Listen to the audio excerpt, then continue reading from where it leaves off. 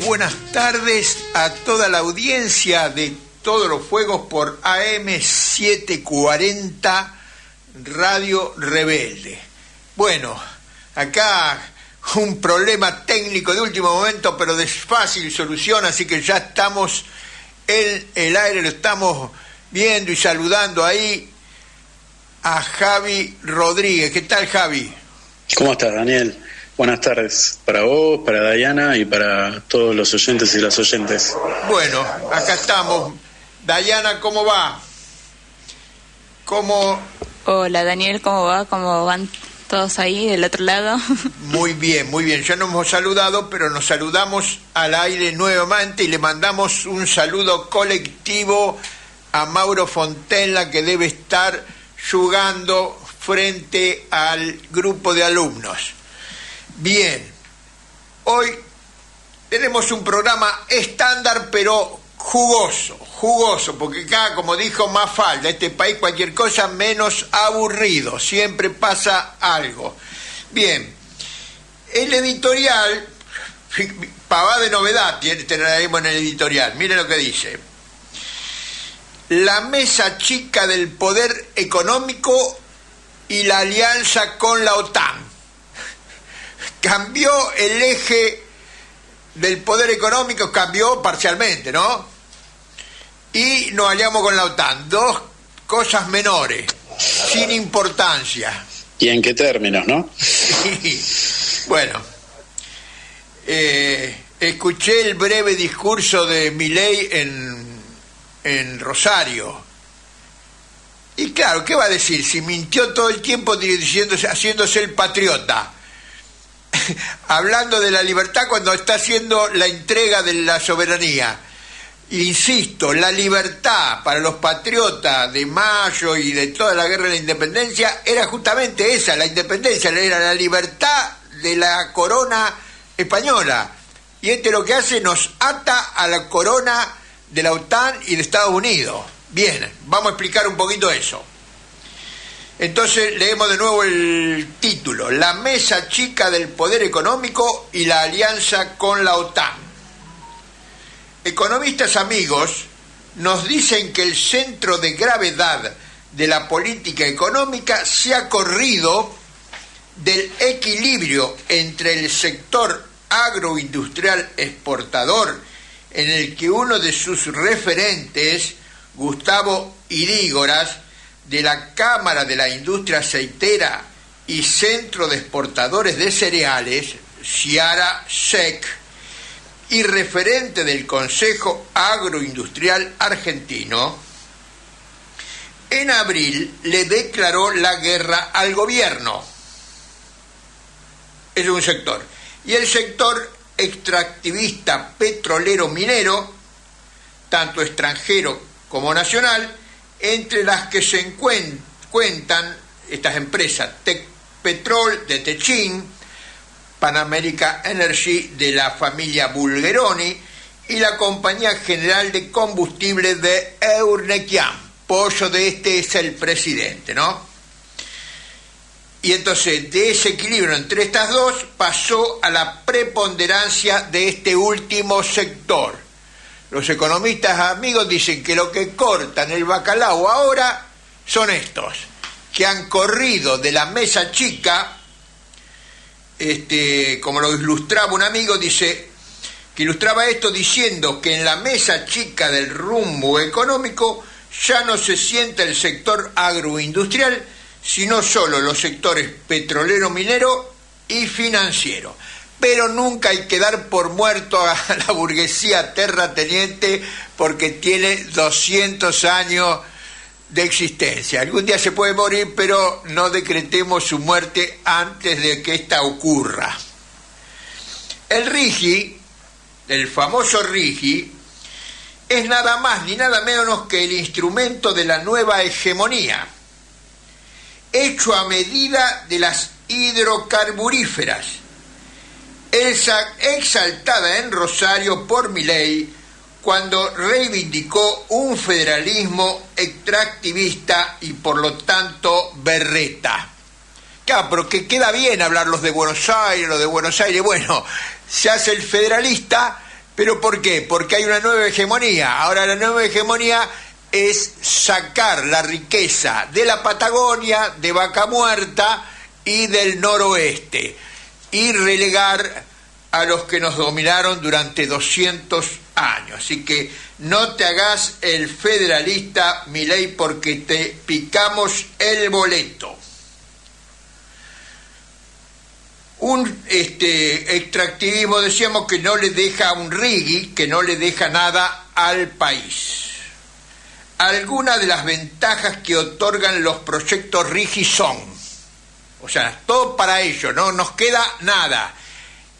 Peor que la devastación del Chaco con el quebracho colorado. Cuando se fueron no quedó nada, ni quebracho quedaron. Esto, las empresas del RIGI no tienen controles sobre el origen de los fondos. Por ejemplo, trata de personas. Pueden venir fondos que surgen del trata de personas, como por ejemplo de este chico que está desaparecido en Corrientes, y no le piden explicaciones. Eso van todo al... Y de hecho una de las detenidas por ese caso es una funcionaria municipal de La Libertad Avanza, precisamente. Sí, sí. Detalle. Un detalle. Un detalle. Sigo. Están exentos de pagar nuevos impuestos. Aparece un impuesto nuevo, ellos no lo pagan.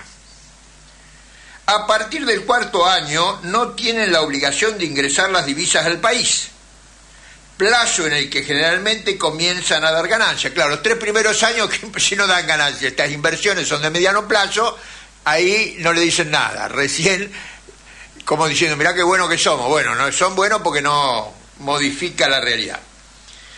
A su vez, esos proyectos van a continuar realizando importaciones de máquinas, equipos, insumos y servicios técnicos, incluso usados. Es todo terrible, pero llama la atención. Una nota de color te trae una máquina usada, te la pintan de nuevo y te la enchufan. Bueno, como compró el de allá de mi pueblo, que compró los trenes estos viejos recauchutados. Y todo eso además no hace falta que sea ni con repuestos, ni con materiales, ni con nada de aquí. Pueden traer todo de afuera. Todo de afuera. Hasta la ropa y la comida de empleados extranjeros. Traen los empleados, la comida, la ropa, todo. Todo. Y lo peor, el RIGI puede exportar sin la prioridad del autoabastecimiento interno. O sea que todo para vender para afuera. Si producen algo acá, no importa, lo venden. Después, si lo queremos, lo tenemos que comprar en el extranjero. Fue producido acá y lo compramos donde ellos lo vendan. Exportaciones que no ingresarán a la Argentina. Y por las importaciones, el Banco Central de la República Argentina debe darle los dólares billetes. O sea que no es que te los tienen que ir a comprar ellos, sino que el gobierno encima les tiene que vender los billetes a ellos. Hasta le ahorra el trabajo y si hay algún diferencial, lo pagamos nosotros. Bien.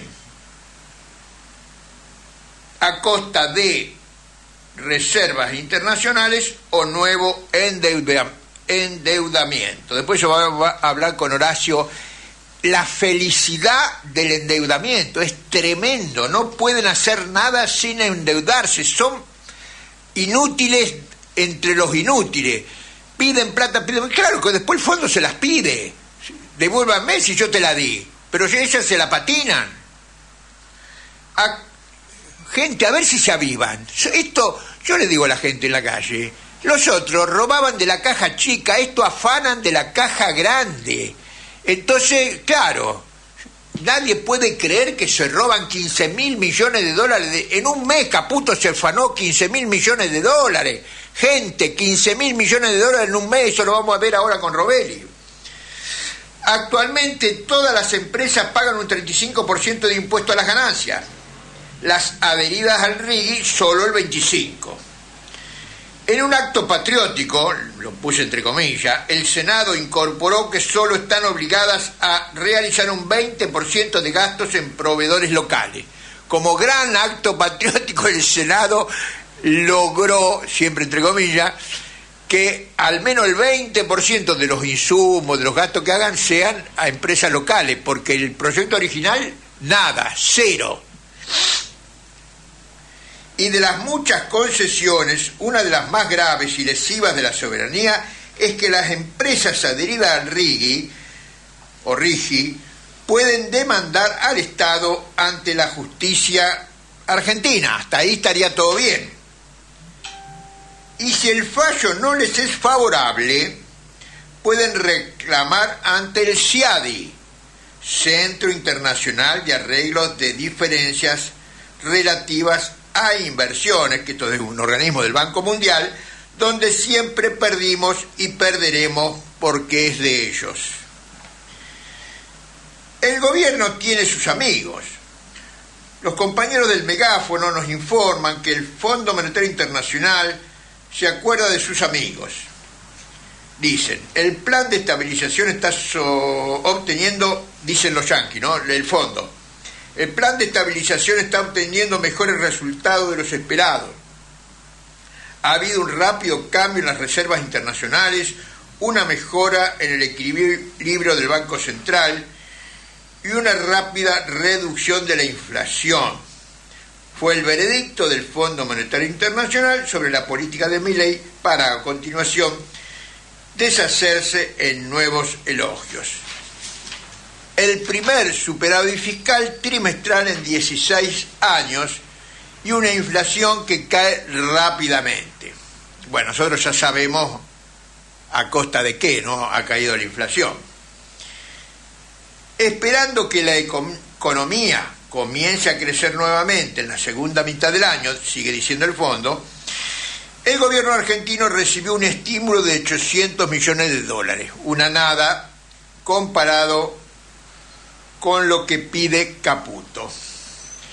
Pero deberá aflojar un poco, le dice el fondo, en el ajuste de la asistencia social, que la carga fiscal no recaiga desproporcionadamente en los trabajadores, aunque por otro lado le exige aprobar el impuesto a la ganancia a la cuarta categoría de trabajadores. Pero guarda, no es todo elogio, sino que están las exigencias. Una de las más conocidas es que los controles cambiarios sean levantados gradualmente, es decir, levantar el cepo, que no quieren, se resisten. Parece Cristina Fernández, Milei ahora defendiendo el cepo. El Fondo Monetario Internacional espera que las reformas económicas en curso servirán para apuntalar la recuperación económica, la inversión privada y el empleo formal de una economía con salarios y jubilaciones más bajos que los ya bajos del gobierno anterior. Este es el gran éxito. ¿Qué es esto de que los salarios estén planchados y las jubilaciones un requisito inamovible de los inversores privados? Alineamiento militar con la OTAN y doctrina Saavedra Lamas. El sábado 15 de junio, Milei concluyó en Suiza su viaje por Europa. Habló en la llamada Cumbre Global por la Paz. El grado de hipocresía que tiene esta gente, cumbre global por la paz, para respaldar al presidente de Ucrania, Zelensky, o sea, para respaldar la guerra, cumbre por la paz para fortalecer la guerra. El embajador ruso repudió el acercamiento de Buenos Aires y los patrocinadores militares de Ucrania. Para eso era la reunión. Entonces, Rusia, que no es un país menor, advirtió a Argentina sobre el envío de armamento a Ucrania. Rusia, Milei, Rusia, te advirtió que no le mande a tanques, aviones, chatarreros, pero al final es armamento a Ucrania. Y demandó a Milei que recupere la neutralidad. Por su parte, el expresidente de Bolivia, Evo Morales, criticó la alianza de Milei y Boric de Chile con la OTAN. El progresista Boric de la mano de Milei y de Zelensky. Guarda con los progresistas, guarda con los progresistas. Nos preocupa, dijo Evo, nos preocupa mucho que líderes de nuestra región se sumen a la lógica guerrerista de la OTAN, ya que esa alianza militar es una amenaza para la paz y la seguridad internacional.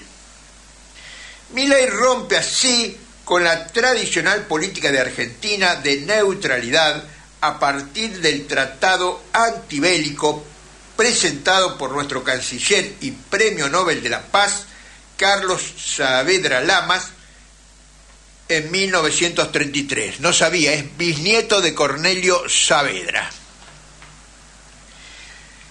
que condena las guerras de agresión y propugna el arreglo pacífico de las controversias internacionales.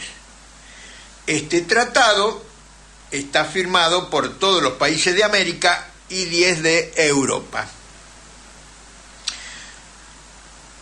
Milei no solo envía armas a Ucrania, y acá enumero ya lo que dijo Carlos Po la semana pasada, más brevemente, pero para completar esto del alineamiento con la OTAN. A principios de marzo, el gobierno de Estados Unidos firmó un acuerdo con la Argentina, por el cual militares estadounidenses que integran el cuerpo de ingenieros del ejército de ese país se instalarían en los ríos Paraná, Paraguay y Uruguay para intercambiar información y capacitación sobre los ríos mencionados. Bueno, todo léase con suspicacia, pero no lo voy a hacer para no hacerlo tan melodramático esto. El 4 de abril, Milei estuvo en la ciudad de Ushuaia, en Tierra del Fuego, con la jefa del Comando Sur de Estados Unidos, general Laura Richardson, para anunciar la construcción de una base naval integrada, un gran centro logístico que constituirá el puerto más cercano a la Antártida. Esta base se uniría, acá lo remarqué con negrita, esta base se uniría a una red de destacamentos de uso militar que Washington desplegó en América Latina y el Caribe. Tiene como 100 bases en toda América. Bueno, esta una más. Nos mete esto en la práctica de patas y cabeza en la OTAN. El 29 de abril, un guardacosta tecnológicamente avanzado de la Guardia Costera de Estados Unidos arribó al puerto de Buenos Aires. La Embajada de Estados Unidos lo presentó como parte de la continua colaboración entre ambos países orientada a mejorar la seguridad marítima y combatir actividades ilícitas en el mar. También realizará actividades en alta mar con sus pares argentinos. El 5 de mayo, un portahelicópteros anfibios de la Marina Nacional de Francia arribó al muelle de la ciudad de Ushuaia. La misión es parte de un operativo mediante el cual Francia garantiza su presencia en varias zonas de gran interés estratégico, al tiempo que proporciona un marco de formación concreto y realista para los cadetes franceses. Realizaron adiestramientos conjuntos con personal y unidades de la Armada Argentina. El 30 de mayo, hace 25 días, ¿no?, dio inicio el ejercicio Gaucho Gringo 2. Gaucho por nosotros, gringo por ellos, ¿será? La verdad que parece más un agravio que un elogio, ¿no? Que le pongan así a un operativo o un movimiento conjunto. Gaucho, yo me hago cargo de Gaucho. Ahora gringo será. Gaucho sí, pero que ellos mismos se pongan gringo, no sé. Pero bueno. No sé, bueno, no importa. Entre el operativo ejercicio Gaucho Gringo 2 entre la Armada Argentina y de Estados Unidos. Y acá lo marqué con negrita esto. Este ejercicio permite incrementar la interoperabilidad con una marina con estándares de la Organización del Tratado del Atlántico Norte, OTAN, para una posible conformación de una fuerza de tareas marítimas. Más clarito, agua, integramos una fuerza para tareas marítimas con la OTAN. Va en ese camino esto, acá lo dicen, ellos mismos lo dicen. El Centro Médico de Especialidades Pediátricas de la ciudad de Río Grande no solo recibió la visita de miembros del Cuerpo de Marines y del Batallón de Infantería 5, sino que además concretaron un convenio de cooperación para el entrenamiento de tropas que se intensificará en la zona en los próximos meses a los efectos de contar con un protocolo sanitario frente a eventuales contingencias médicas en los ejercicios militares que realicen las mismas. Y claro, se preparan una fuerza militar y tienen que mandar los médicos y los enfermeros para la guerra. Esa es parte de la logística de los... Bueno, estas actividades con fuerzas militares de países que integran a la OTAN se corresponden con las declaraciones guerreristas del presidente Milei. Parece mentira, pero nos están metiendo en la Tercera Guerra Mundial. Como es tan dramático y tan grave, tan terrible, parece que uno está exagerando, pero hay que leer lo que dicen los tipos. Y lamentablemente nos están poniendo además en el bando más... Sí. Y que menos nos aporta algo. En el bando de los malos encima. El que bombardea hospitales con niños en Gaza. De ese bando nos ponen esto. Sí. En editoriales anteriores nos hemos referido al tipo de Estado al que se orienta el gobierno de La Libertad Avanza, a su política de hambre y superexplotación del pueblo, a su política represiva coherente con los pasos económicos de subordinación al capital financiero internacional y al alineamiento con la OTAN. La OTAN que ocupa las Islas Malvinas, las demás del Atlántico Sur y gran parte de nuestro mar continental, sumando casi un tercio de nuestro territorio. Contando el mar continental tenemos casi 10 millones de kilómetros cuadrados, el 30% está ocupado por la OTAN y nos aliamos con el que nos ocupa el territorio. Esto es único en la historia de la humanidad, debe ser. Milei alinea a la Argentina para la guerra del bando de los usurpadores de nuestro territorio y nuestra soberanía. Todo bajo la libertad, carajo, la libertad de él y de sus mandantes, que son el capital financiero internacional. Lo hemos dicho infinidad de veces en este programa. Bien, hasta ahí el editorial, que es más que preocupante la situación política de la Argentina. Sí, grave. Ahora igual vamos a estar hablando un poquito más sobre esto, pero no nos perdamos de vista de que además todo este tipo de cuestiones, ya lo hemos dicho en otros programas, ¿no? Estos alineamientos y demás, no se hacen por una decisión personal o porque se le ocurrió a alguien así en el momento. No, claro. Esto tiene que ser una política acordada con el Congreso, ¿no? Digamos, una política de alineamientos internacionales y de posicionamientos, ¿no? Y de alianzas incluso, se tienen que exponer, ¿no? Ante las cámaras correspondientes, ¿no? En el Congreso, discutir, se tienen que acordar este tipo de cuestiones, y acá no se está haciendo nada de todo eso, nada. Bueno, para eso, yo no lo quise volver a repetir para no ser largo el editorial, pero para eso está el Consejo de Mayo. El Consejo de Mayo, si uno lee las atribuciones, son las mismas que las del Congreso. ¿Para qué crean un organismo que se superpone con el Congreso? Y porque si el Congreso no les sirve, no les vota las leyes, como por ejemplo esto, no le aprueba el ingreso a la OTAN, no le aprueba el RIG y todas estas cosas, lo borran de un plumazo y lo suplantan por el Consejo de Mayo. Está dicho, lo dijeron ellos, no lo decimos nosotros. Vayan, escuchen los discursos de Milei. Bueno, siendo las 1:30, nos vamos a la tandita de las 1:30 y volvemos con la columna política de Javi Rodríguez.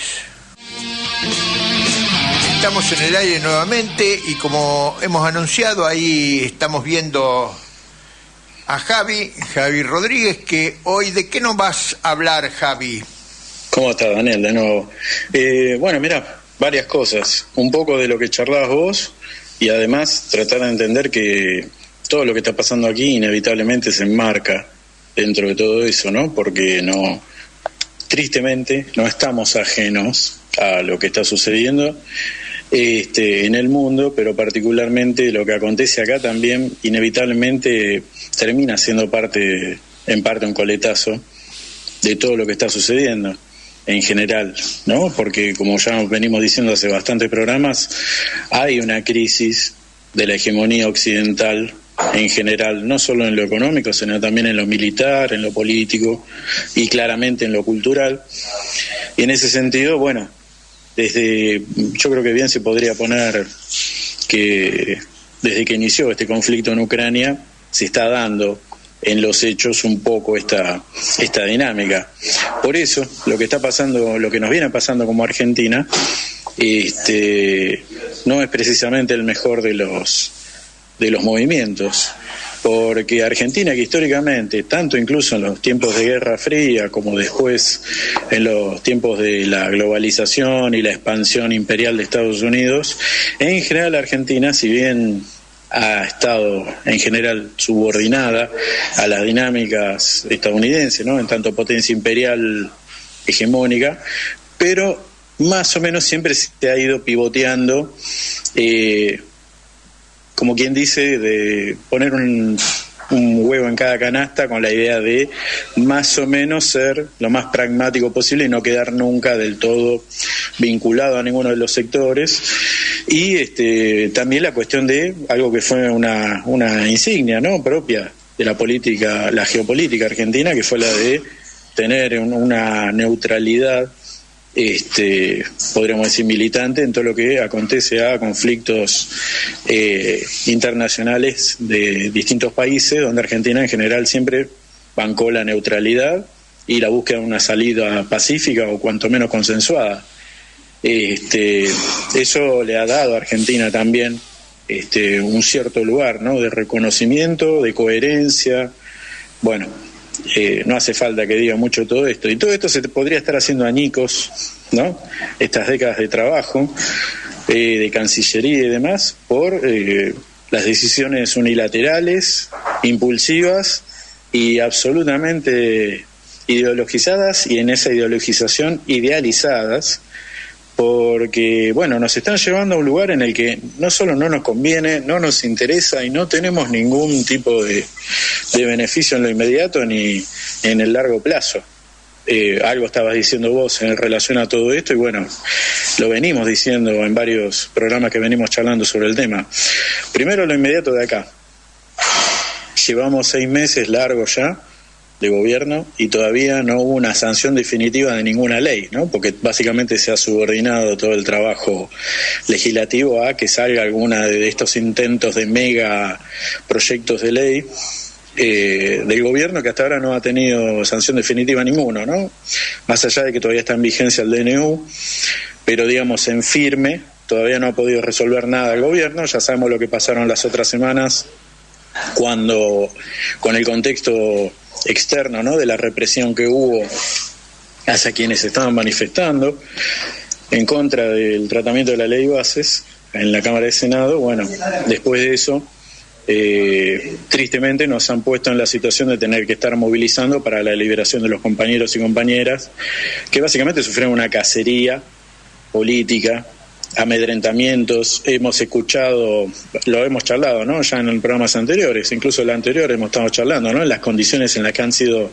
encarcelados, los intentos de encauzamiento que les han querido abrir.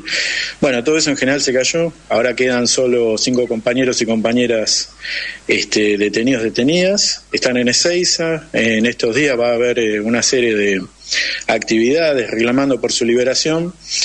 Y tristemente pasa esto, ¿no?, que nos han corrido del eje de tener que estar discutiendo estas cosas a tener que estar movilizando y moviendo nuestras fuerzas para liberar a los compañeros y compañeras que están, que estuvieron luchando y que no hicieron ninguna de todas las fantochadas que se les quiere endilgar.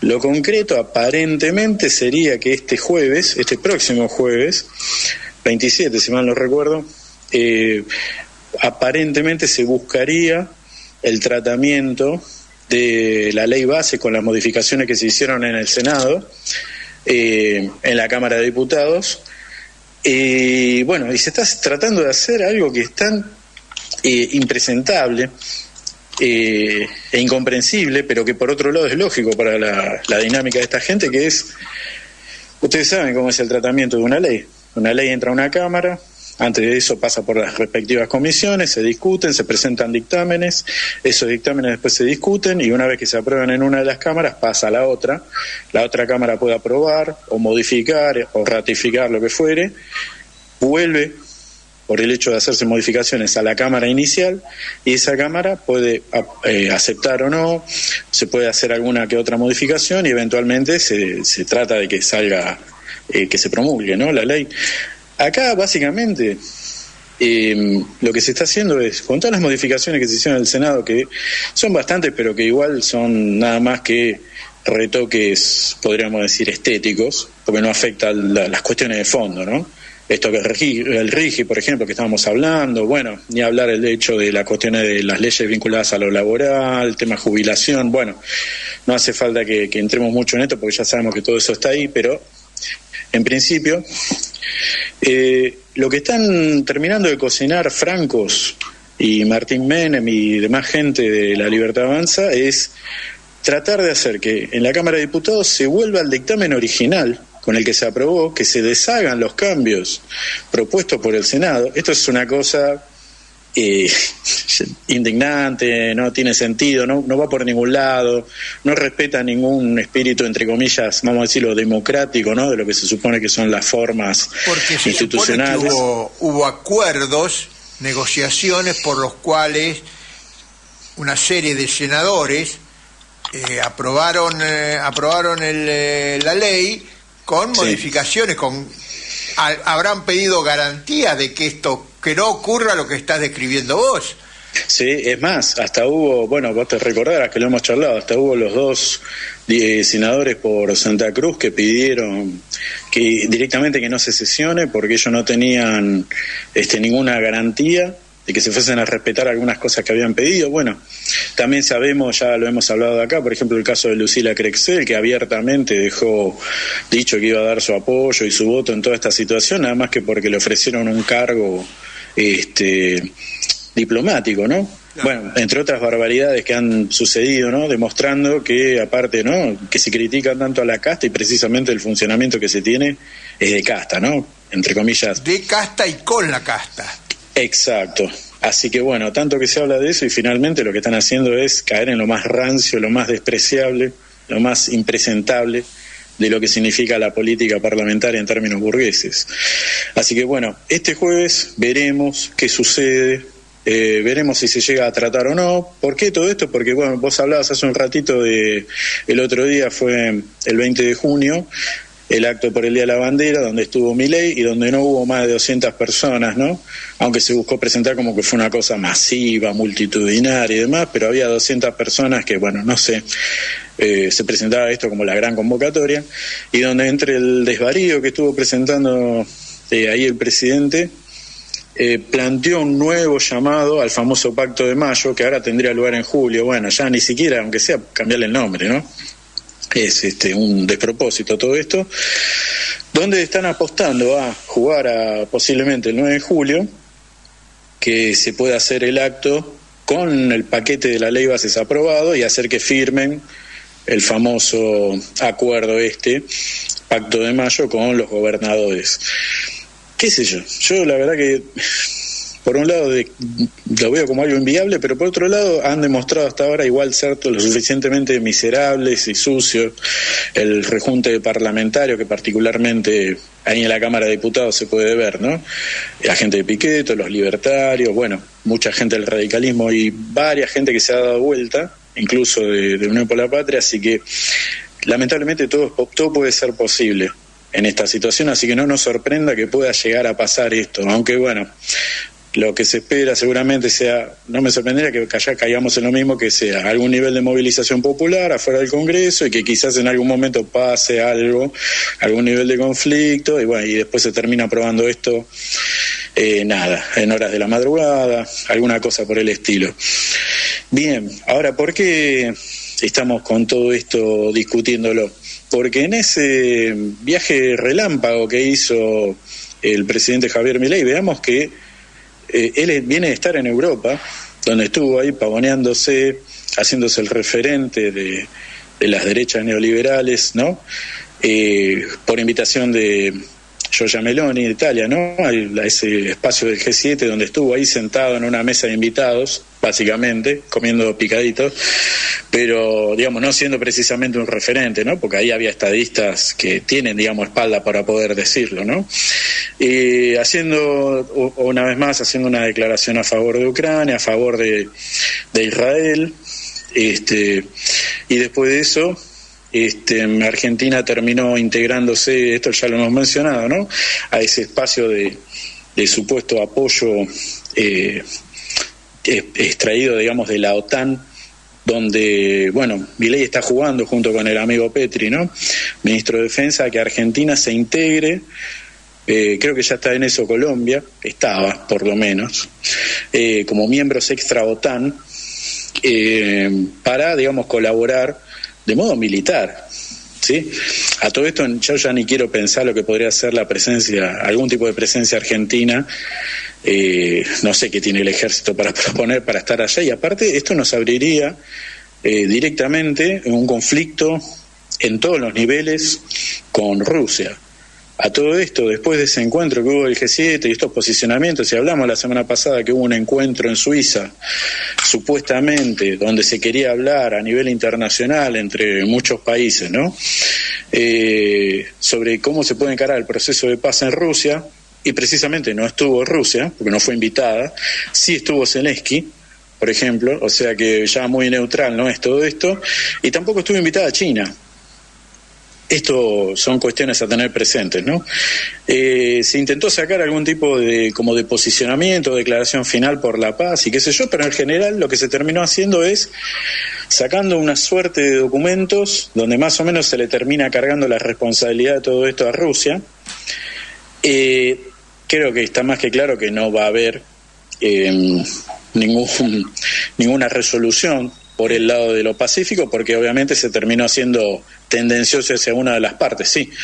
No, digo que ahí intervino, en Suiza, ahí intervino, que es lo que digo en el editorial, ahí intervino Milei, y después de su intervención fueron repudiadas por el embajador ruso acá en Argentina, y Putin le advirtió a la Argentina: guarda, no jueguen con fuego. No, exactamente. Porque es de lenguaje diplomático, pero está bastante claro. Que dejen esa política porque, bueno, se pone en el campo del enemigo. Por mucho menos, cuando Menem tuvimos las dos atentados en la embajada de Israel y en la AMIA, por mucho menos que esto. Esto es un alineamiento con la tercera guerra mundial, y seguro, pero va a traer consecuencias. No estemos bailando el rock and roll en el Titanic. Y aparte las declaraciones que hizo Putin, porque, a ver, hay una realidad que hoy una de las grandes potencias militares, por lejos, y no sé si decirte que incluso hasta quizá lo supera a Estados Unidos, es Rusia. De hecho, más de un general estadounidense está preocupadísimo por la cantidad de armamento que Estados Unidos le viene entregando sin mediar ningún tipo de cálculo a los ucranianos. Los rusos están felices porque están destruyendo equipamiento norteamericano de última tecnología, porque primero le daban armamentos viejos, ya un poquito desvencijados, pero ahora le están dando cosas de primer nivel, y los rusos básicamente están haciendo prueba en campo de las capacidades militares de su nuevo armamento, y lo peor es que está siendo estudiado además, ¿no? Todo lo que destruyen, están analizando, están muy agradecidos, y Putin dijo, no solo esto que decía vos, ¿no?, la advertencia de ojo lo que están haciendo, sino que además dijo, no se están jugando con fuego, dense cuenta de que nosotros tenemos armas nucleares, las tenemos, no es que nos estamos riendo. No, lo que te quería decir, que también sí, es por parte de Estados Unidos también es una forma, eso se llama exploración por el combate. Meten armas cada vez más modernas, Rusia repele, aniquila esas armas, pero los norteamericanos registran, tienen tal cosa, ellos también. Sí. O sea que hay una exploración mutua. Es una guerra de la mayor tecnología que existe en el mundo entre las dos superpotencias militares, y nosotros nos metemos con aviones a pedal. Obviamente. Digamos, ¿cuál es a todo esto el cálculo de cuál sería la ganancia o el beneficio? Digamos, ¿qué tipo de mercados se nos abrirían por participar en este tipo de situaciones? ¿Esto garantizaría algún tipo de inversión de capitales europeos en nuestro territorio? Te puedo asegurar que de ninguna manera, ni de casualidad todo esto. Al contrario, lo que necesitan los europeos, precisamente con toda esta situación, por ende los yanquis, es tener gente que no sea la propia, para poder, entre comillas, presentar esto como una causa global contra, porque como a ellos les gusta presentan tanto a Rusia como a China, ¿no? A Irán, bueno, presentan a todo esto como las grandes estructuras autoritarias, tiránicas, bueno, nada, digamos, les sirve mucho todavía esa reminiscencia de la Guerra Fría. Recordar que el único país que arrojó, que tiró 2 bombas atómicas sobre la población civil fue Estados Unidos. No hay otro. Exacto. No hay otro. Y sobre eso no hubo ningún juicio, ningún castigo, ni nada, ¿eh? Y eso de que era para acelerar el fin de la guerra es todo mentira, porque ya estaba terminada la guerra, los rusos venían avanzando allá en Vladivostok, toda esa zona del oriente. En realidad las bombas atómicas se las tiraron indirectamente a la Unión Soviética, como diciendo, bueno, mire que tenemos estas armas, no jodan mucho. Obvio. Pero no fue para que se rinda Japón. Ya estaba rendido Japón, ya estaba triturado. Y bueno, como para terminar, igual esto, mencionar que ese escenario donde se anda pavoneando Milei, donde claramente ha pasado muchísimo menos tiempo aquí, vino a este acto y se fue corriendo, ahora anda de vuelta correteando por Europa, ¿no? Se fue de nuevo, ¿no? Está allá, se reunió con Olaf Scholz, ¿no? El primer ministro alemán, socialdemócrata, un tipo que, ¿cómo? Si bien se supone... Con los zurdos, sí. Se reunió con los zurdos. Se reunió con un zurdo, pero que igual es un tipo con un vuelo político e intelectual lamentablemente bastante bajo. Bueno, y aprovechando que estuvo ahí, algunos logros que estuvo haciendo, entre comillas, Milei, logros que son personales, ¿no? Porque realmente hasta ahora, tanto él como los movimientos que viene haciendo Diana Mondino no nos vienen generando absolutamente ningún beneficio, y al contrario nos están desgastando a nivel internacional. Bueno, se presentó ahí en Alemania, estuvo dando una vuelta por Austria, y ahora estaba dando vueltas ahí por Hungría. En todos estos lugares, obviamente va y se autopresenta como el gran estadista de la derecha. Aquí en Hungría, esto lo dijo hoy, dijo que está seguro que en cualquier momento, con todo lo que está demostrando, que a todo esto no sabemos qué es lo que está demostrando, pero viste que él siempre dice, bueno, estamos haciendo el ajuste más grande y estamos destruyendo a la casta política, qué sé yo. Él aseguró que está seguro que, bueno, valga la redundancia, ¿no?, que va a ganar el premio Nobel de Economía. Esto lo dijo hoy, ¿eh? Bueno, obviamente a costa de la nuestra, ¿no?, como diría él. Cito acá breve parte del parrafito que mencionó él, ¿no? Esta idea de que cada empresa, con la idea de la destrucción creativa, notemos el concepto de destrucción creativa, crea su propio monopolio y está todo el tiempo tratando de capturar rendimientos crecientes, hacen innovaciones y se genera este proceso que Schumpeter describía como destrucción creativa, y es lo que nos permite ver el fuerte crecimiento, porque él está diciendo lo que se viene en Argentina, ¿no? Es decir, si esto nos termina de salir bien, que no sé cómo va a ser, recordemos, todavía no entró una sola ley, en serio, estamos viendo con un decreto que nos está triturando. Es decir, que si esto nos termina de salir bien, probablemente me den el Nobel de Economía junto, a un ayudante de él, ¿no? Demian lo presenta él. Eso es otra parte de otra historia, porque corregiría este problema, desaparecería el conflicto entre la fábrica de alfiler y la mano invisible, dice él, ¿no? Están suponiendo una especie de salto cualitativo de las fórmulas neoliberales para los estados. Lo cierto es que ya sabemos que aquí, en este mismo momento, no estamos rifando, no estamos ganando las restricciones y quizás, ¿por qué no? Quizás hasta un acto violento, solamente por estar alineándonos además a todo esto con el bando que, ya lo dijimos varias veces, está entrando en decadencia franca a nivel de hegemonía global y donde se nos abrieron durante años varias veces las ventanas para entrar al otro, donde hay una perspectiva, si querés, estadocéntrica, de desarrollo, con algún nivel de inclusión social, cosa que no lo hay donde nos están parando ahora. Bueno, nos estamos enterrando definitivamente en ese lado de la historia. Va a ser bastante triste y hay que estar muy atento a lo que pasa en estos días. Sí. Bueno, hemos traído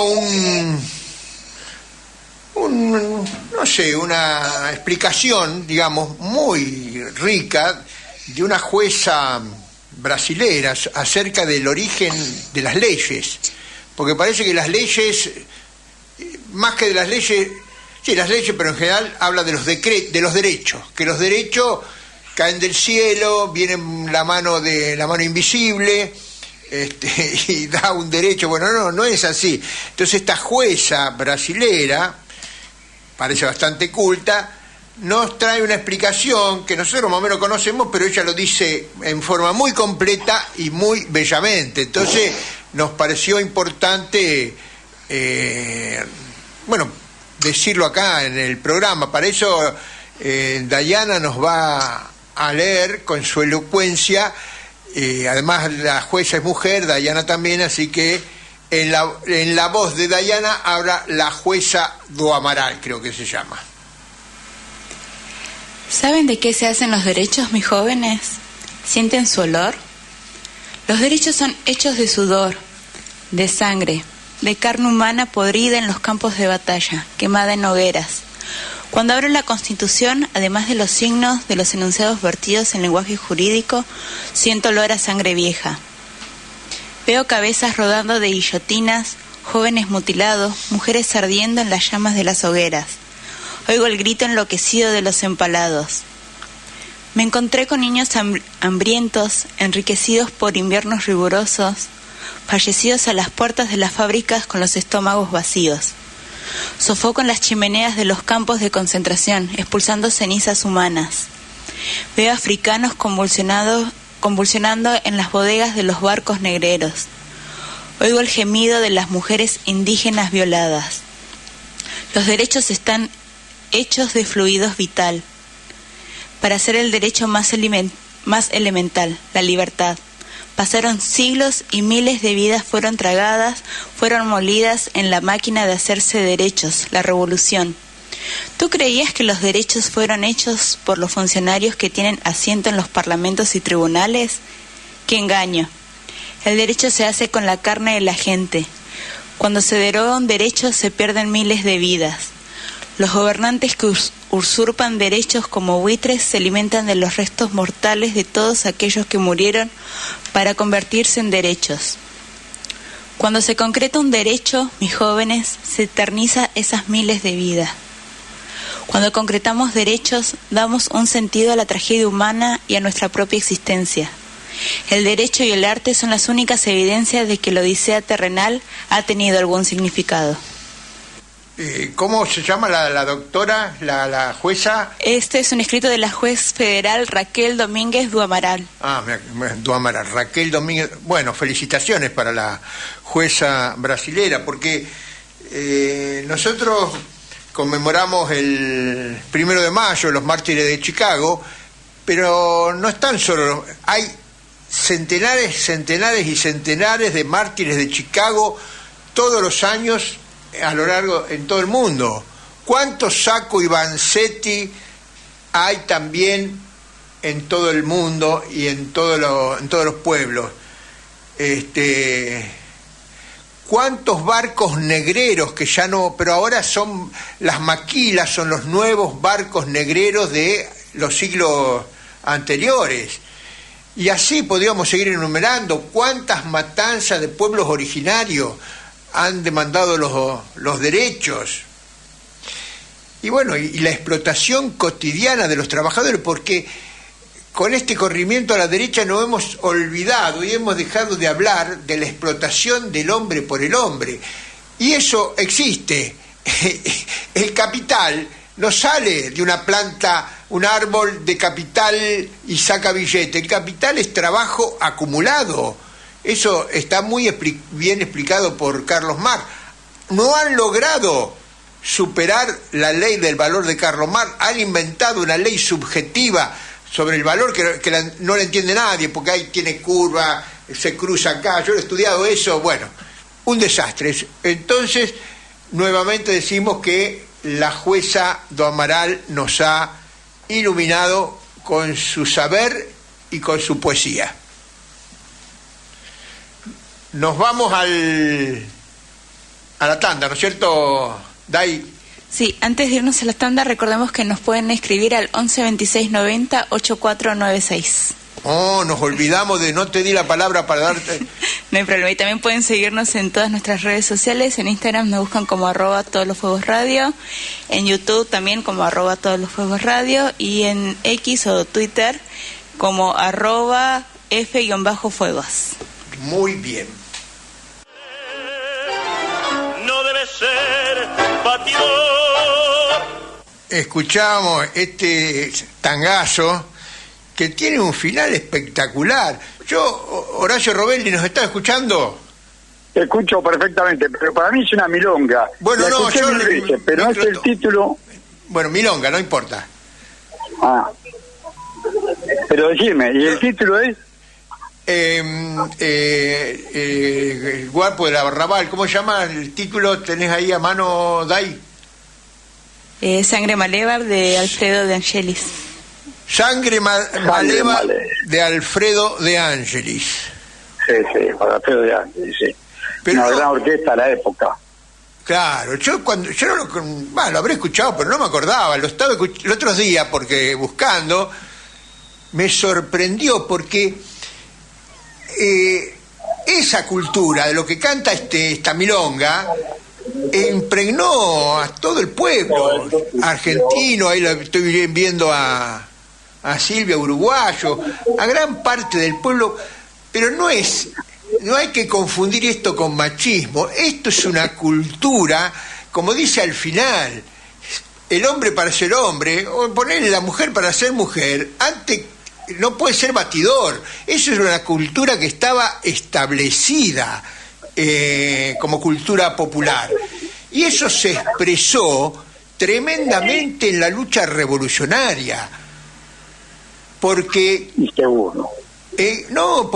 porque lo peor que podía ser un militante era hablar, dar información, y acá incorporamos a las mujeres, porque Paula Ujier, nuestra compañera del partido responsable de la contrainteligencia, estadísticamente decía que las mujeres habían tenido incluso mejor comportamiento ante la tortura. Es decir, que esto de no ser batidor es un valor universal de los pueblos, una cultura que no podemos perder en aras de este neoliberalismo y hacer la tuya y el individualismo y el egoísmo. No, esto es parte de la cultura solidaria, de la cultura popular de los pueblos, en este caso rioplatense, pero también del mundo. Totalmente de acuerdo. El hombre para ser hombre no puede ser batidor. El hombre, la mujer no puede ser batidor. Completamente de acuerdo con el tango. Muy bien. Bueno, estuve leyendo un poquito, no tuve mucho tiempo, pero está bastante complicado para explicar radiofónicamente todos estos números que tenés ahí. No sé cómo vas a hacer magia para que entendamos. Por un lado, sí es fácil entender cómo se formó la deuda. Esa parte estaría bueno hacer un repasito de qué hicieron Macri, qué hizo Fernández y cómo llegamos hasta acá. Lo complicado para mí viene después, cuando tenemos que explicar todo el pase de las LELIC, las otras, los pases pasivos, toda esta cosa, pasarlos a a deuda externa. Eso es más complicado. Vamos por partes. ¿Cómo lo querés explicar? Bueno, la deuda, primeramente que este gobierno, el gobierno de Javier Milei, en 5 meses, o sea, estamos tomando del 1 de enero al 31 de mayo del 2024, aumentó la deuda pública, la deuda de Administración Nacional, en 65.000 millones de dólares. 65.000 millones de dólares. O sea, nos deja una deuda, la deuda más grande que tiene Argentina la tiene Milei, 434.000 millones de dólares. Cuando se fue Cristina Fernández de Kirchner en diciembre del 2015 eran 212.000 y ahora son 434.000 millones de dólares. O sea que el gobierno de Alberto, el de Macri y después el de Alberto Fernández y ahora el de Milei duplican la deuda. Milei endeuda en 5 meses más que lo que nos endeudó Alberto Fernández, que Alberto Fernández tuvo el COVID, ¿te acordás que hubo ahí sí un importante gasto para realizar porque hubo que reconvertir hospitales para la prestación del COVID, después la compra de vacuna, inclusive hubo plata para pagarle a los trabajadores para que no vayan a trabajar y no se contacten el COVID. Bueno, todo esto que fue significa un gasto de 43.000 millones de dólares. Sin embargo, ahora la deuda aumentó en 65.000 millones de dólares. Entonces uno se pregunta ¿en qué? ¿Cómo puede haber aumentado tanto? Decime si hasta ahí se ve claramente que una deuda de 65.000 millones de dólares es nueva. Es nueva. ¿Está bien? Sí, yo entiendo. Bueno, es nueva deuda, 65.000 millones de dólares de 5 meses, porque es a mayo de este gobierno. Más que Fernández, incluso yo diría que proporcionalmente también más que...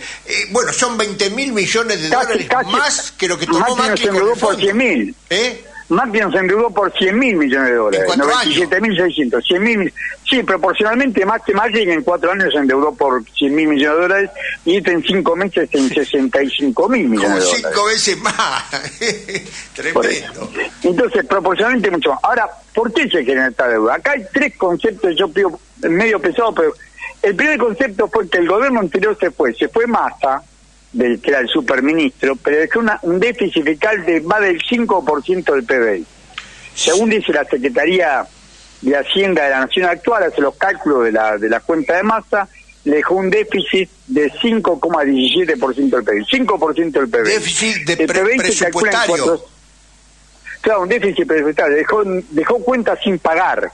Tienen reclamos de gente, proveedores del Estado, que no cobraron por 25.000 millones de dólares. O sea, que ellos 25.000 millones de dólares. 25.000 millones de dólares lo tiene el culpable Alberto Fernández y Massa, que se fueron sin pagar. Vos agarrás el inventario y te resulta que se fueron sin pagar y te queda la deuda a vos. Bien. ¿Qué hizo este gobierno con esa deuda? En vez de negociar con los acreedores, ellos le dicen, no sé si es una palabra castellana, pero dicen la titularizaron. ¿Qué quiere decir? Que dieron títulos de deuda interna, ajustados por ejemplo por inflación, la gran mayoría de ellos, o por bono dual, le dieron un título de deuda interna reconociéndole la creencia, le dieron títulos que tenemos que pagar, porque es un título de deuda. En vez de renegociar a estos acreedores, a los que Massa se fue sin pagarle, Alberto Fernández y que Massa se fueron sin pagarle, le dieron títulos de corto plazo que vencen en 26, 2027, 2028, en poco tiempo. Una pregunta ahí. Sí. Esos 25.000 millones de dólares de deuda de Fernández y Massa que dieron estos títulos, ¿están dentro de los 65.000 millones de Milei? Exacto, sí.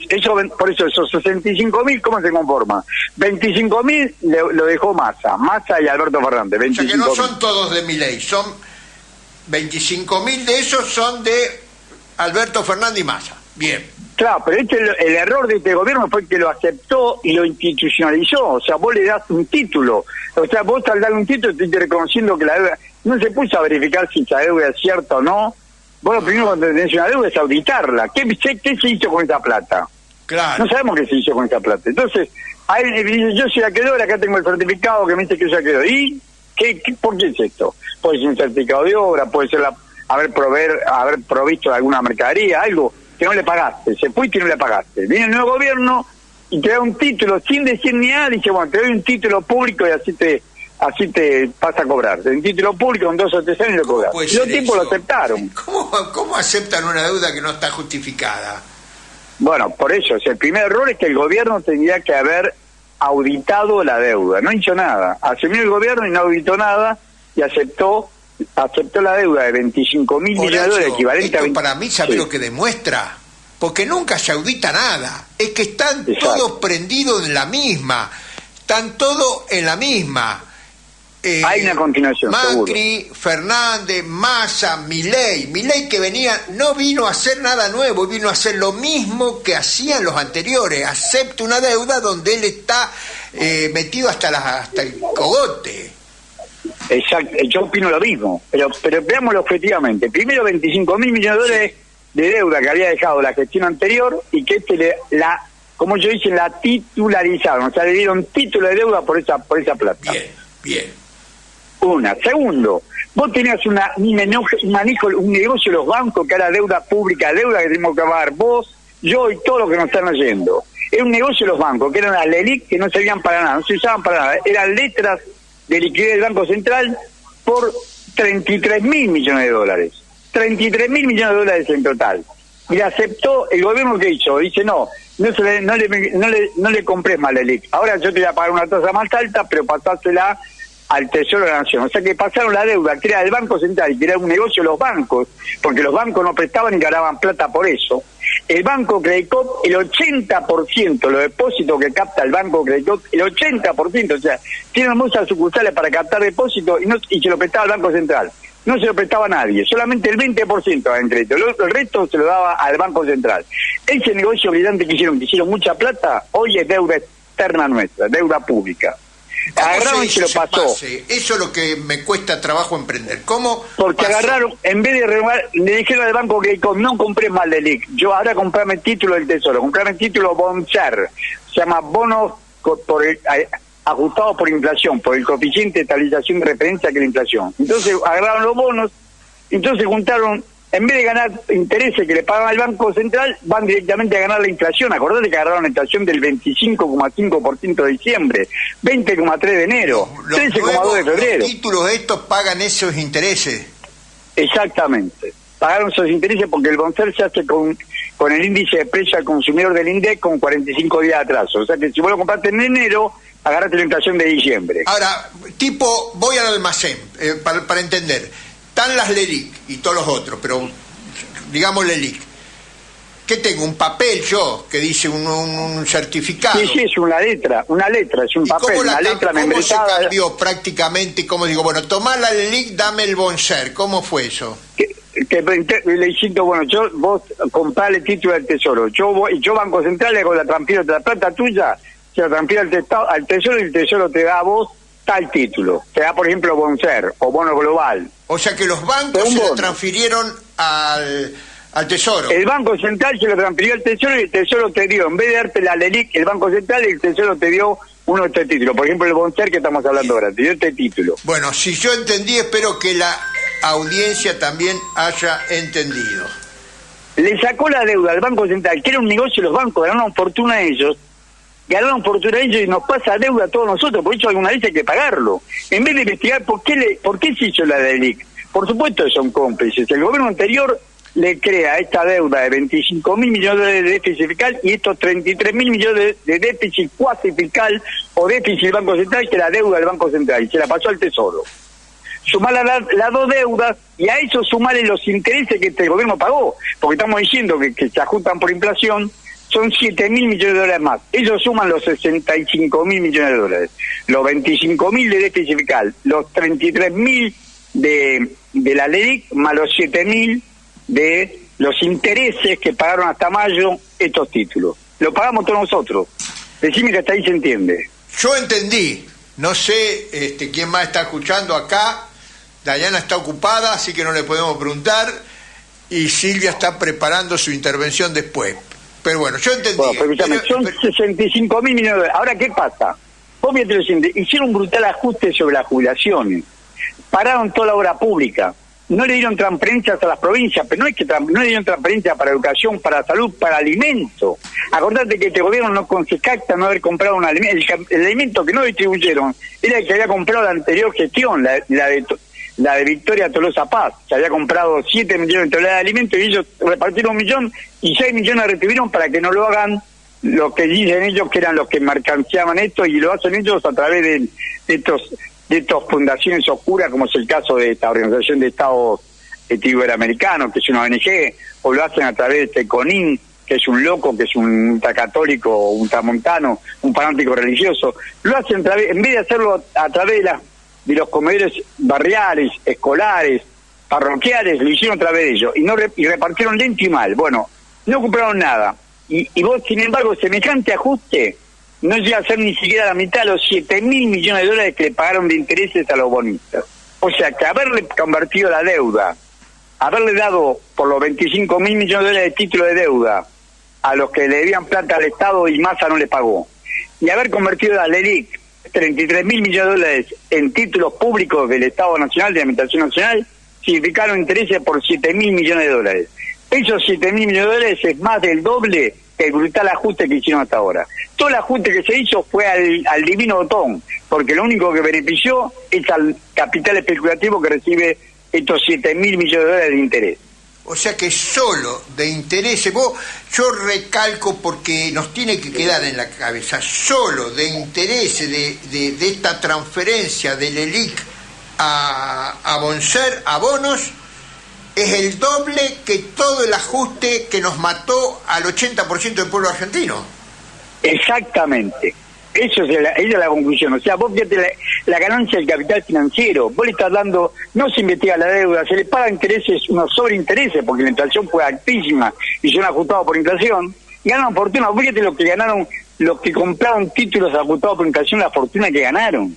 Ganaron fortuna. Y esa quien la paga a nosotros. Es por eso como le pagamos, con nuevos títulos de deuda. Entonces por eso la deuda sumó 65.000 millones de dólares en 5 meses de la gestión de Milei. Bueno,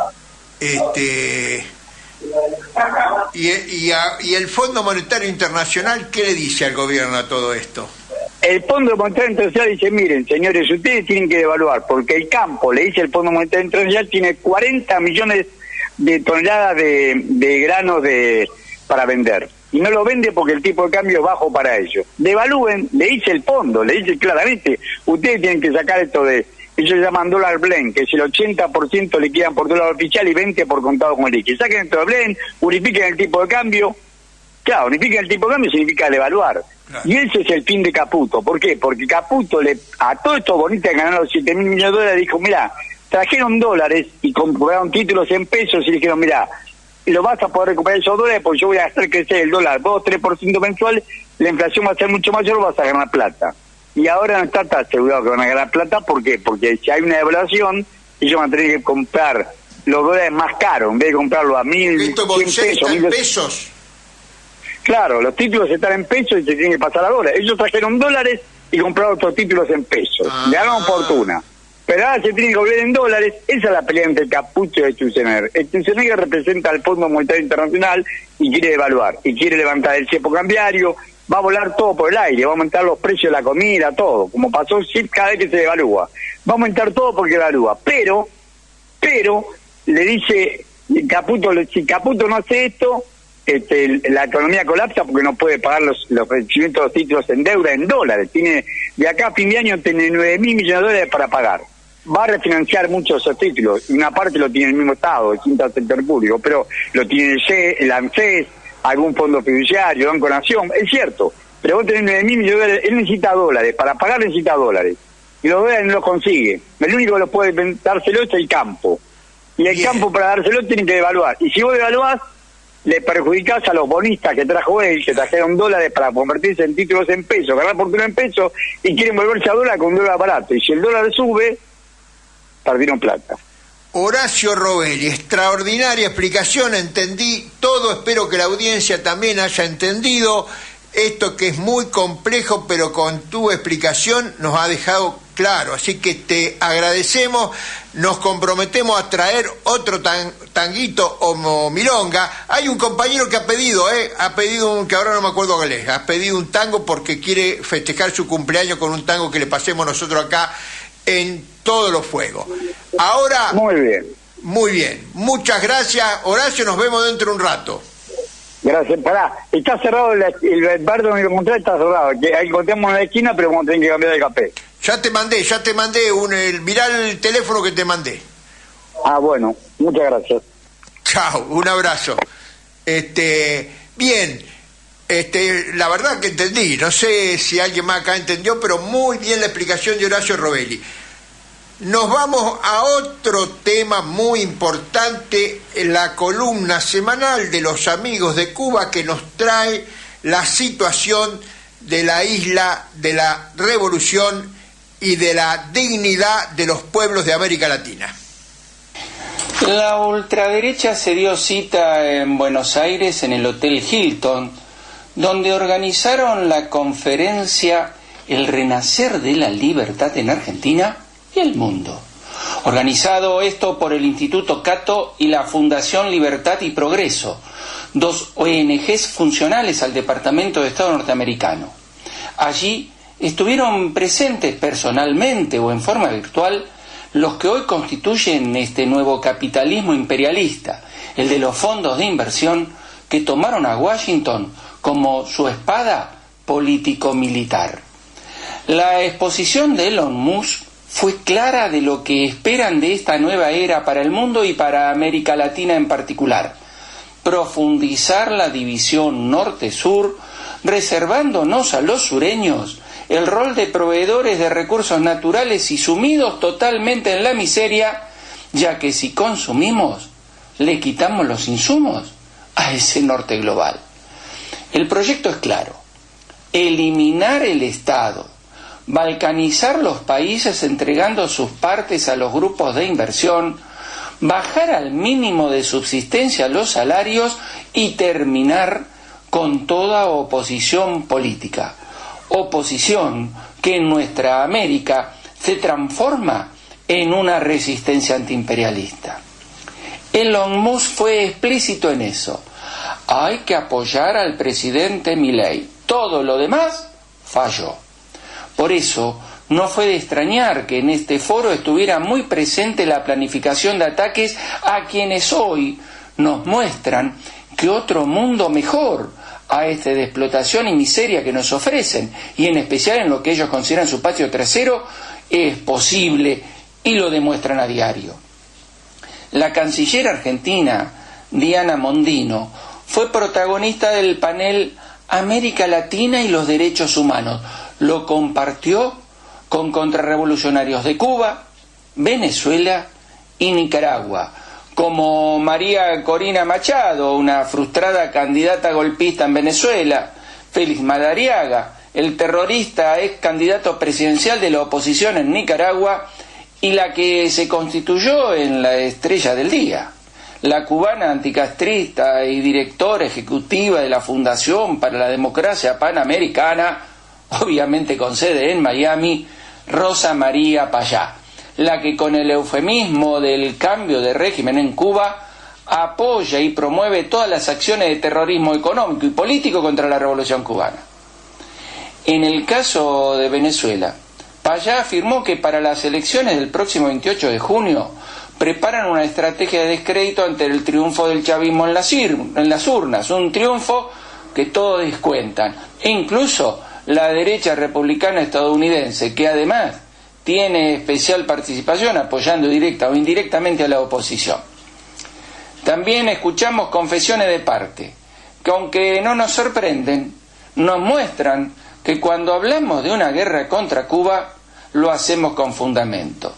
Rosa María Payá argumentó sin ruborizarse que julio será un mes histórico para el continente, para destruir de una vez los gobiernos progresistas de Cuba y Venezuela, anunciando también que para preparar esa estrategia convocarán a encuentros de esa retrógrada y nefasta derecha nazi-libertaria organizados por el Instituto Interamericano para los Derechos Humanos, la Organización de Estados Americanos y el Departamento de Estado yanqui, que para ello contarán además con el apoyo de los gobiernos de Uruguay, Perú, Paraguay y Ecuador. Bueno, de Argentina la participación será estelar, ya que cuenta con el compromiso de la estación CIA de Buenos Aires, donde tendrá la Payá todo el apoyo necesario para establecer su base de operaciones.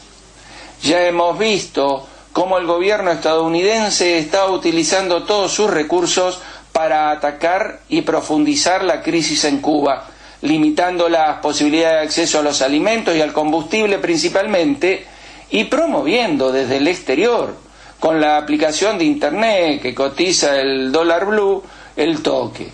La inflación y una inestabilidad monetaria que solo pretende generar descontento en la población para producir un estallido social.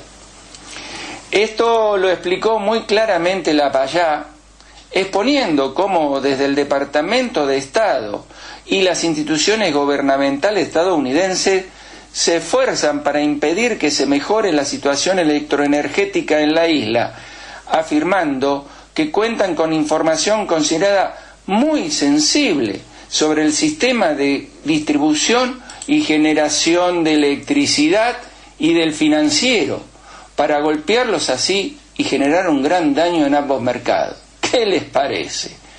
Y posteriormente al encuentro, la canciller Mondino mantuvo en el Ministerio de Relaciones Exteriores de Argentina una reunión personal con Rosa María Payá. Y había que coordinar en privado las acciones contra Cuba y los apoyos de este retrógrado y cipayo gobierno. La Payá anda viajando por el mundo, financiada por la USAID, la NED y las organizaciones satélites de la CIA. Realmente una funcionaria de facto, como la denominó el periodista de Cuba Información, José Manzaneda, una calificación totalmente acertada. Y no es la única.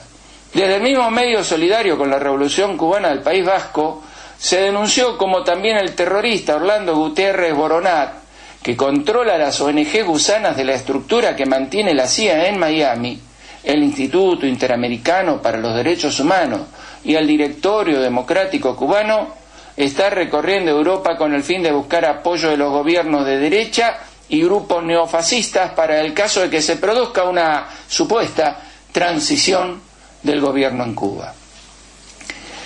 Tanto ensañamiento contra Cuba se debe a que realmente la revolución cubana es la primer trinchera frente al imperio norteamericano y sus aspiraciones de colonizar y balcanizar el continente americano, mostrando también que hay otra forma de vivir y hacer política, con igualdad y solidaridad. Un mal ejemplo. Por eso es que ser solidarios con Cuba hoy es estratégico, no solo para el pueblo cubano, sino también para los que habitamos en nuestra América.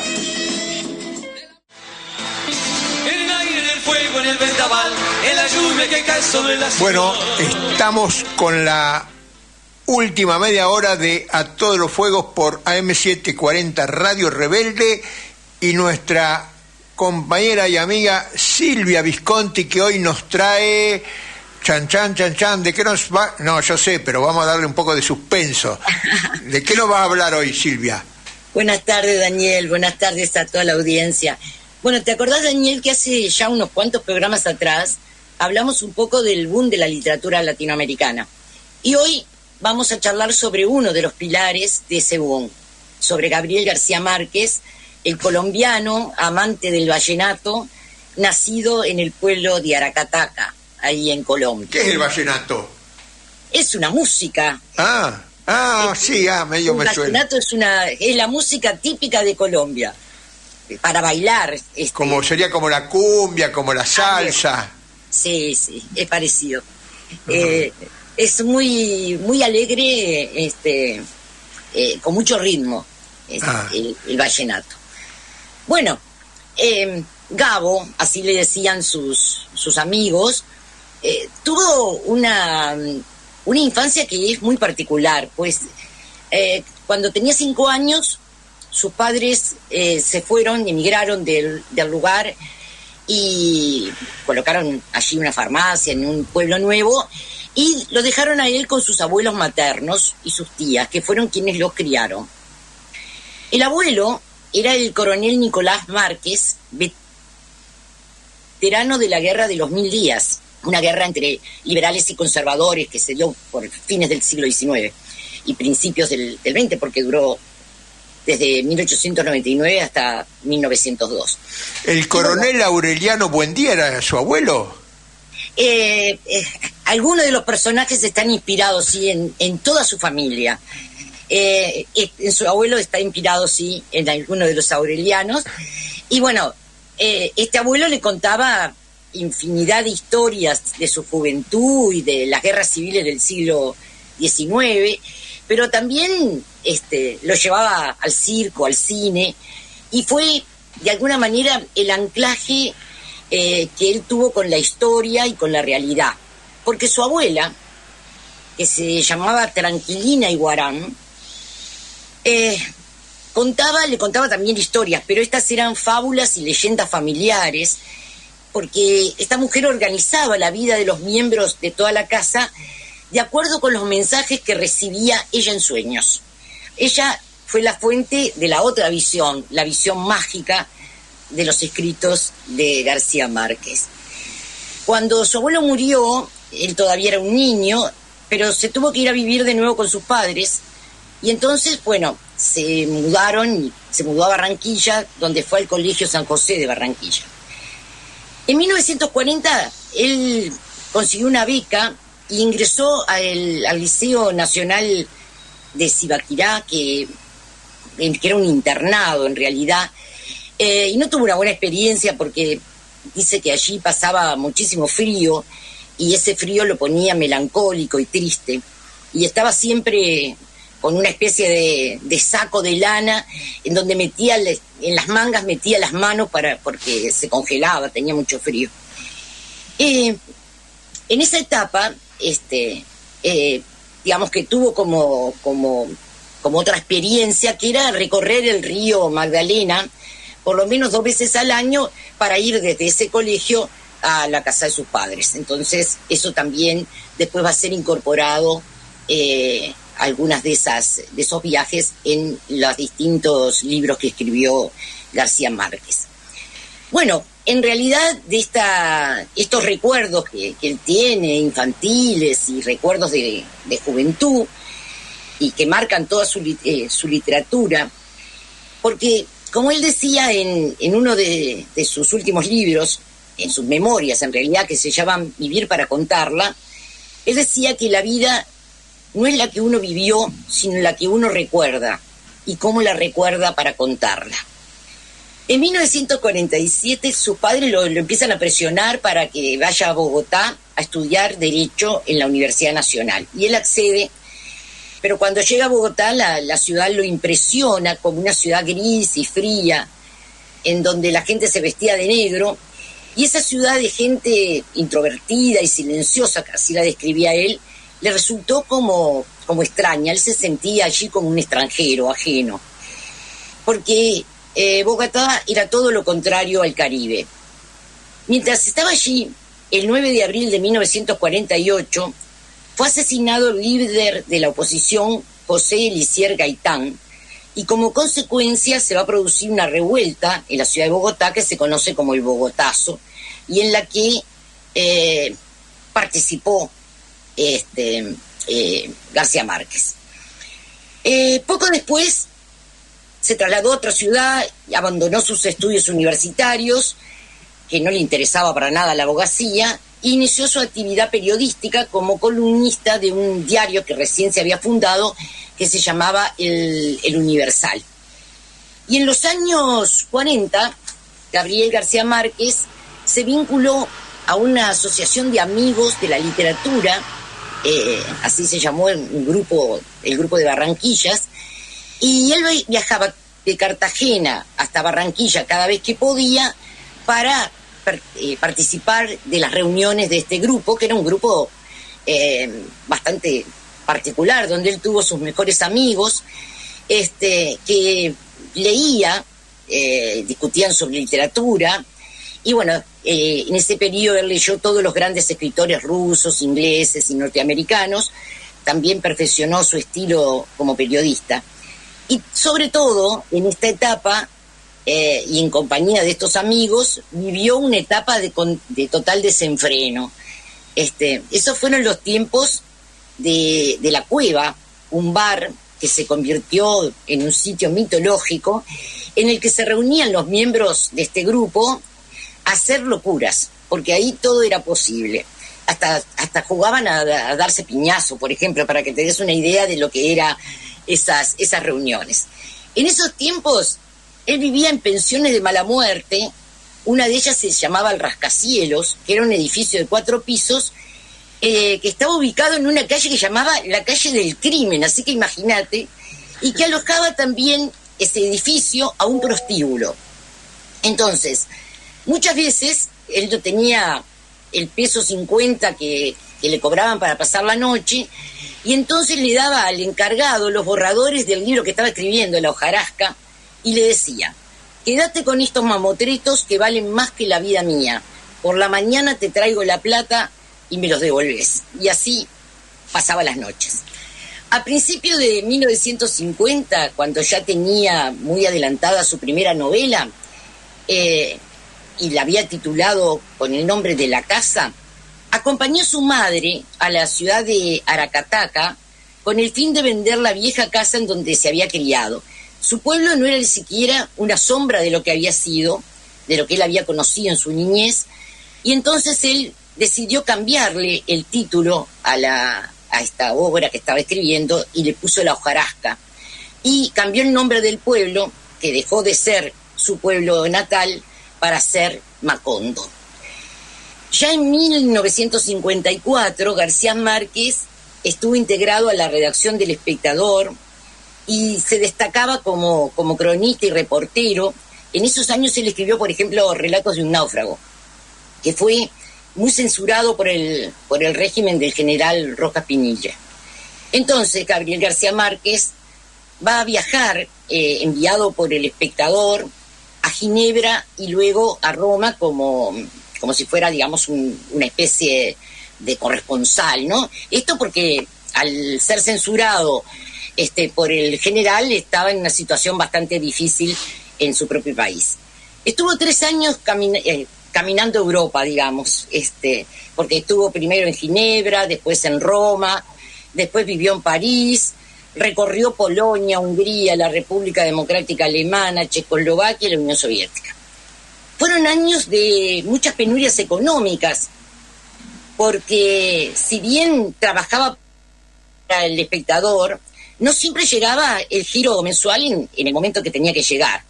Y cuando el Espectador fue clausurado por la dictadura, pasó a ser corresponsal de otro diario que se llamaba El Independiente, y empezó a colaborar con revistas de Venezuela, una revista que se llamaba Elite, y con otra revista colombiana que se llamaba Cromos.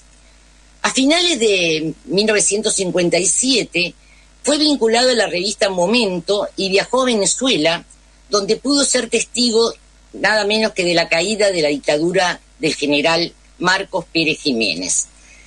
En 1959 va a empezar su relación con la Revolución Cubana. En su texto, Mi primer viaje a La Habana, cuenta que,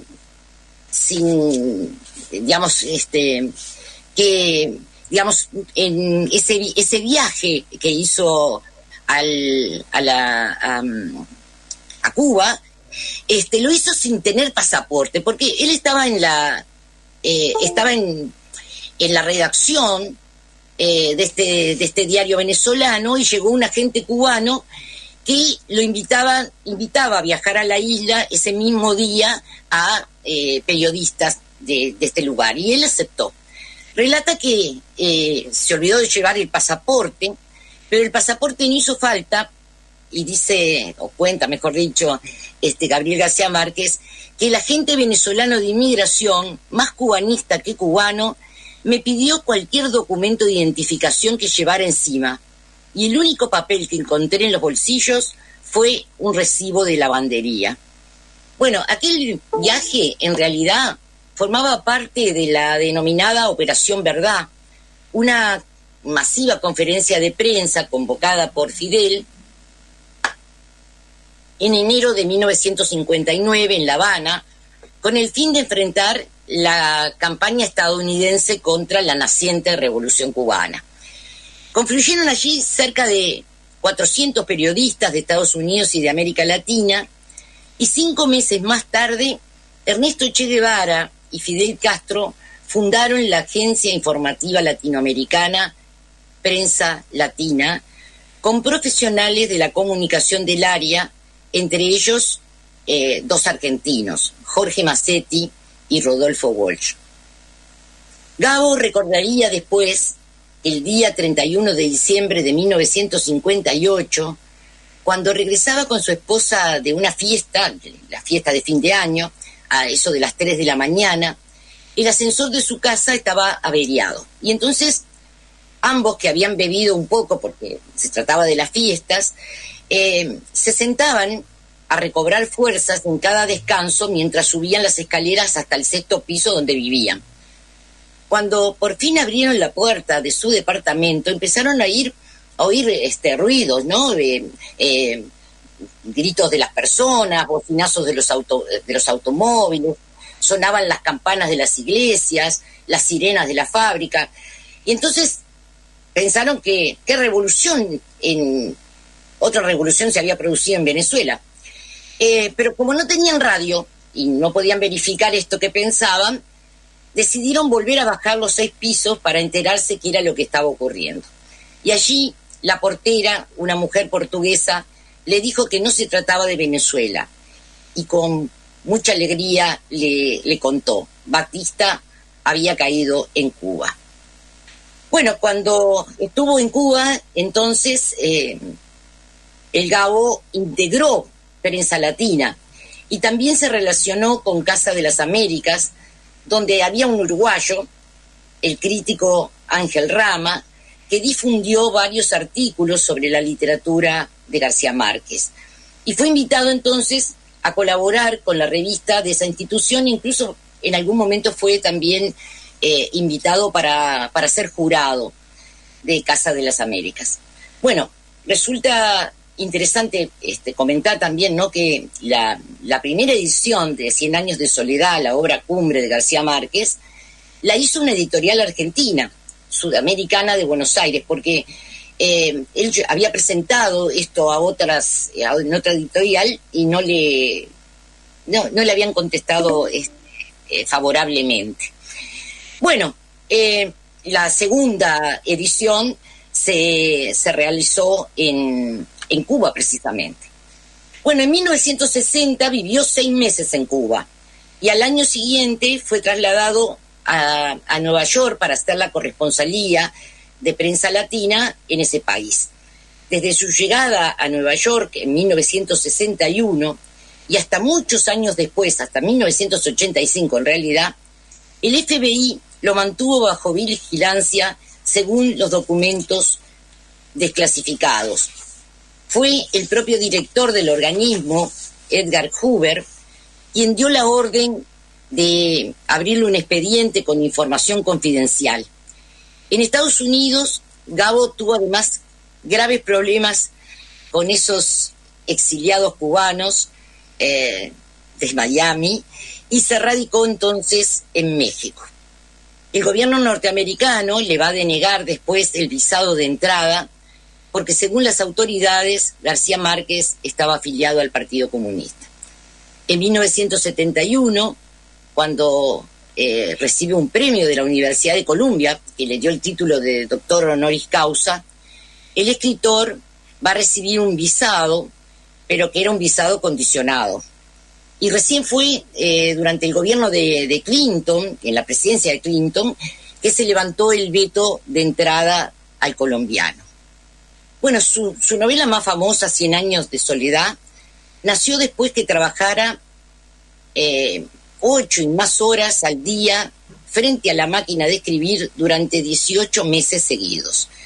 Mientras tanto, su esposa se tuvo que ocupar del sostenimiento de la casa. La novela, editada en 1967, es una especie de gran metáfora en la que, a la vez que se narra una historia en el mundo mágico de Macondo, se refleja la historia colombiana desde los tiempos de la independencia hasta los años 30 del siglo XX. Esta obra, que muchos conocemos, ha sido también, digamos, plasmada en distintas canciones. Y ahora le vamos a compartir una en la voz de Rodolfo con Los Hispanos, esta canción que habla precisamente de el libro 100 años de soledad.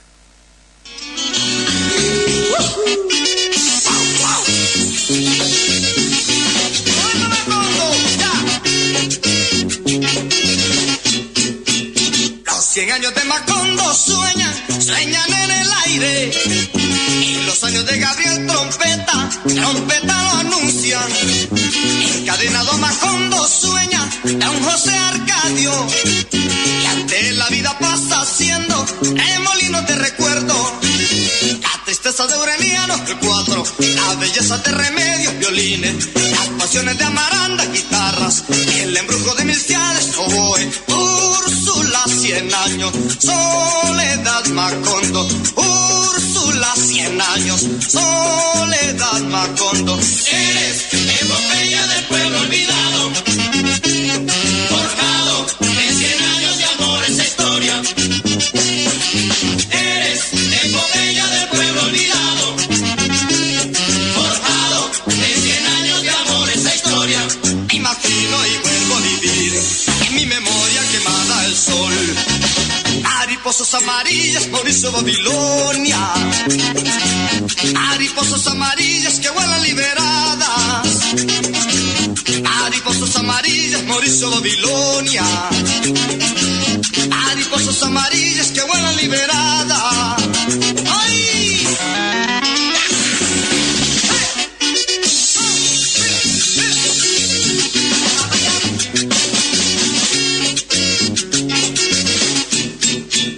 Los 100 años de Macondo sueñan en el aire, y los años de Gabriel Trompeta lo anuncian. Encadenado Macondo sueña don José Arcadio, y ante la vida pasa haciendo remolinos de recuerdo. La tristeza de Aureliano, el 4, la belleza de Remedios, violines, las pasiones de Amaranda, guitarra, el embrujo de Milciades, oboe, Úrsula, 100 años, soledad Macondo, Úrsula, 100 años, soledad Macondo. Eres epopeya del pueblo olvidado, forjado en 100 años de amor esa historia. Eres epopeya del pueblo olvidado, forjado en 100 años de amor esa historia. Me imagino y vuelvo a vivir en mi memoria quemada el sol. Mariposas amarillas, Mauricio Babilonia. Mariposas amarillas que vuelan liberadas. Mariposas amarillas, Mauricio Babilonia. Mariposas amarillas que vuelan liberadas. ¡Lleva esa basura!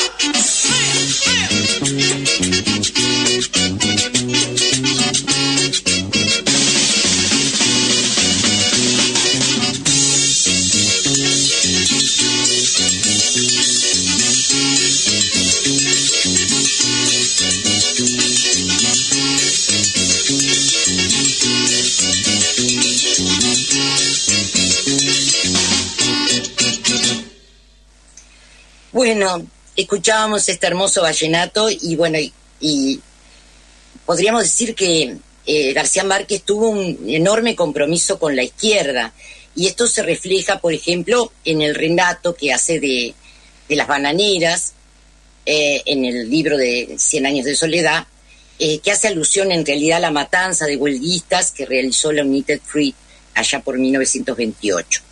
El compromiso con la izquierda latinoamericana quedó evidenciada también en su apoyo permanente a la Revolución Cubana, su denuncia del bloqueo de Estados Unidos y su amistad personal con Fidel Castro.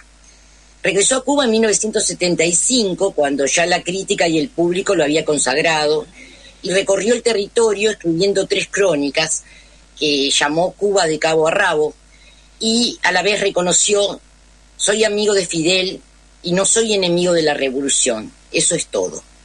En 1975 también, en la revista Alternativa, publicó Chile, el golpe y los gringos, una crónica que narraba el antes, el durante y el después del golpe militar en 1973 y denunciaba la participación de la CIA y el Pentágono, que habían preparado el golpe mucho antes, interviniendo en Chile desde la década del 60 con la llamada Operación Camelot. En 1982, García Márquez recibió la noticia de que acababan de otorgarle el Premio Nobel de Literatura. Se hallaba entonces exiliado en México, pues en 1981 se había visto obligado a salir de Colombia para eludir su captura, porque el ejército colombiano quería detenerlo por una supuesta vinculación con el movimiento M-19. Y porque durante 5 años había mantenido la revista Alternativa, que era una revista socialista. Bueno, la entrega del premio fue vestido con un clásico impecable linquilique, que era un traje de lino blanco, que era el traje que usaba su abuelo y que seguía siendo de etiqueta en el Caribe continental.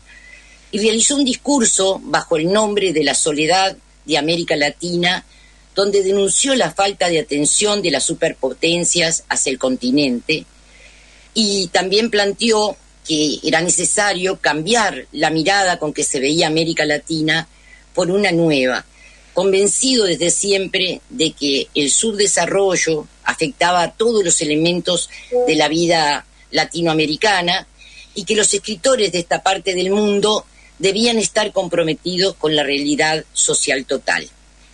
Bueno, muestra de ese compromiso fue su intervención también en los procesos de pacificación en Colombia, en la liberación de presos políticos en distintos puntos de América Latina y en esa lealtad a la revolución. En aquel discurso ante la Academia decía García Márquez: los desaparecidos por motivos de la represión son casi los 120.000, que es como si hoy no se supiera dónde están todos los habitantes de la ciudad de Uppsala. Numerosas mujeres arrestadas en cinta dieron a luz en cárceles argentinas, pero aún se ignora el paradero y la identidad de sus hijos, que fueron dados en adopción clandestina o internados en orfanatos por las autoridades militares. Más de 100.000 perecieron en 3 pequeños y voluntariosos países de la América: Nicaragua, El Salvador y Guatemala.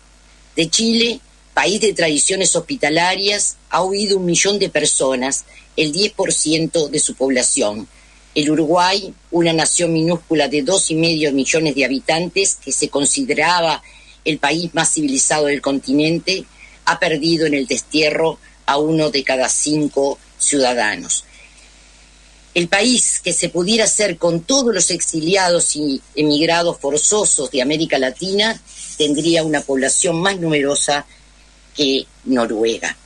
Me atrevo a pensar que en esta realidad descomunal, y no solo su expresión literaria, la que este año ha merecido la atención de la Academia Sueca. Bueno, y con este maravilloso fragmento nos despedimos hasta el lunes que viene. Bueno, gracias Silvia por traernos esta reseña sobre la vida de Gabo, esta vida tan maravillosa. Te agradezco como siempre y bueno, como dijiste, nos vemos hasta el próximo lunes en Todos los Fuegos aquí por Radio Rebelde. Un saludo para Daniel, para Javi, para Mauro y nuevamente gracias Silvia. Nos vemos. Nos vemos.